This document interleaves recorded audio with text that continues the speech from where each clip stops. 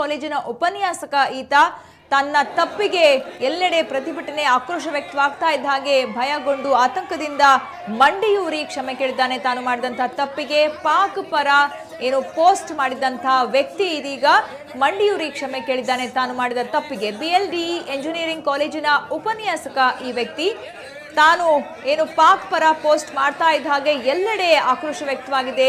ಹಾಗೆಯೇ ಪ್ರತಿಭಟನೆ ಕೂಡ ಶುರುವಾಗಿದೆ. AVP ಕಾರ್ಯಕರ್ತರು ಪ್ರತಿಭಟನೆ ಮಾಡಿದ್ದಾರೆ. ಈ ವೇಳೆ ತನ್ನ ತಪ್ಪಿನ ಅರಿವಾಗಿ ಮತ್ತು ಹಾಗೇನೆ ಎಲ್ಲೆಡೆ ಪ್ರತಿಭಟನೆ ಆಗ್ತಾ ಇದ್ದ ಹಾಗೆ ಭಯಭೀತನಾಗಿ ಉಪನ್ಯಾಸಕ ಮಂಡಿಯೂರಿ ಕ್ಷಮೆ ಕೇಳಿದ್ದಾನೆ.